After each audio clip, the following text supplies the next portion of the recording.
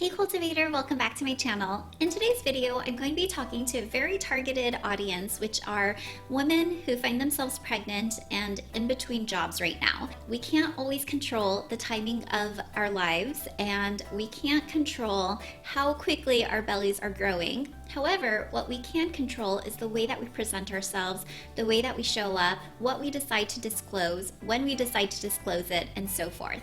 So in this video today, I'll really break down what your rights are as a pregnant woman and also give you some very practical tips and strategies that you can utilize as you are finding yourself going through the job search.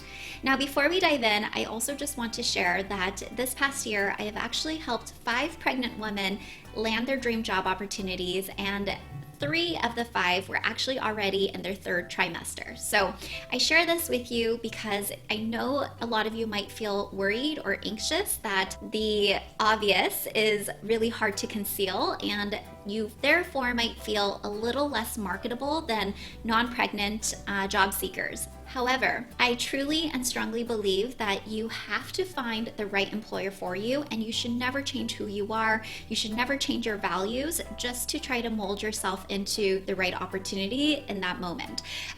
If you find an employer who can really understand that you do have certain needs around building a family or raising a family, you're going to be much happier in the long term. So we'll talk more about that, but without further ado, let's dive into what your rights are during this job search process.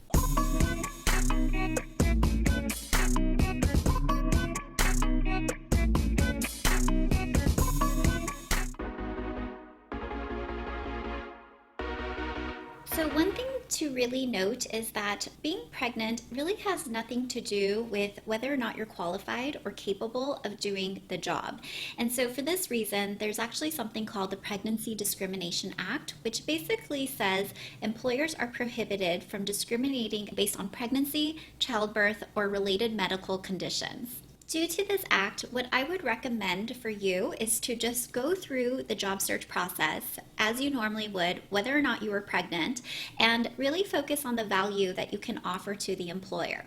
And then when you have the offer in hand, that is when you can decide whether or not you want to disclose this news with your employer. But there's really no reason why you need to state this right off the bat, even before you get to the offer stage, because again, being pregnant has nothing to do with whether or not you're capable or competent to complete this role. Now, let's break down the timeline by trimesters, because I know a lot of you are very practical and just want some tangible timelines in place and what's appropriate. So for those of you who are job searching during your 1st trimester, I would say you don't even need to bring up the pregnancy. You can go about your job search just the way you would normally, even if you weren't pregnant, because in the 1st trimester, you're typically not sharing this news anyways with your friends and your family. A lot of women wait until their 2nd trimester to disclose the exciting news.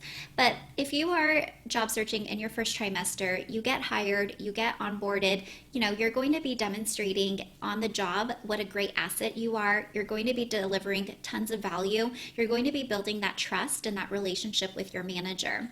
And then by the time your baby bump starts to show, or it's really, really difficult to conceal the news, is when you may want to just have that conversation with your manager and come up with a plan to help with that transition, which will give you plenty of time. And sometimes for employers, that means hiring a contractor while you're out on maternity leave, and or just cross-training other employees, and possibly even hiring another person because of the growth of the organization. So you're in a pretty good spot in your 1st trimester. All right, let's talk about what to do when you are in your 2nd or 3rd trimester as you're job hunting.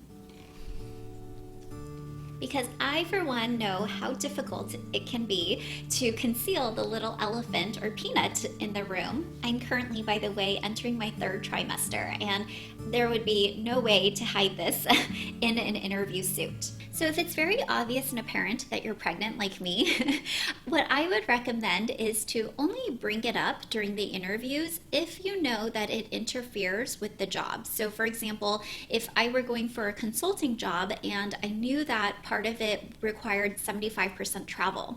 That's where I may bring up what month I am or what my expected due date is, but go into the interview with the anticipation of coming up with some solutions around how I would still be able to onboard, come up to speed, and make that successful transition. Otherwise, I again would just highly recommend you treat your job search process as if you were in the first trimester.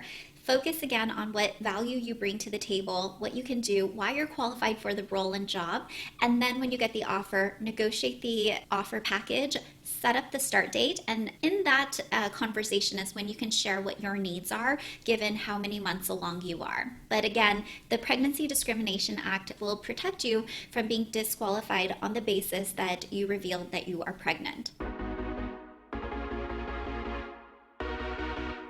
Now that we've talked about the first, second, and third trimester, let's talk about the fourth trimester, which is known as that 3-month period of recovery after giving birth.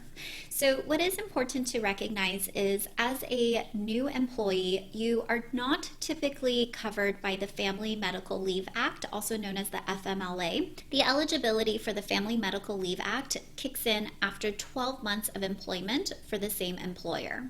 Despite not being covered during the first 12 months, there are a lot of employers out there who offer really robust benefits packages and or they have reputations for being very parent friendly. So you may want to do a Google search of those companies in your area, or you can leverage websites like fairygodboss.com, which is really great to find female centric employers. And I would also just make sure that you really analyze the benefits package that comes along with your offer letter, because there are a lot of employers who give really robust packages in the sense of short-term disability leave, maternity leave, and other coverages.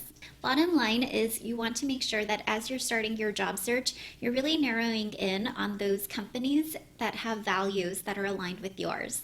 And in closing, I just want to share that while yes, employers are typically wanting to hire a person to fill the immediate need of an organization, the employers are always looking for people who can go well beyond that immediate time period and really help in the long term. So just trust, even if you have to take, 3 months off after being hired, you will be able to step into the role long term and be that exceptional employee. And that's exactly what employers are looking for. So really focus on that, really trust that you can hop into the immediate and the long term, and you will find the right employer, the right opportunity for you, even if you're job searching in this time period. So again, congratulations. Don't stress out too much about this process, and just really trust that if you can focus on your values, you will find the right employer who can match that. If you found this video helpful, please like it, share it, subscribe to this channel as I'm releasing this video next week, and don't forget to comment down below and just let me know how many months along you are. Congratulations once again, and enjoy this journey and this process. And until then, I hope that you continue to cultivate your life and career.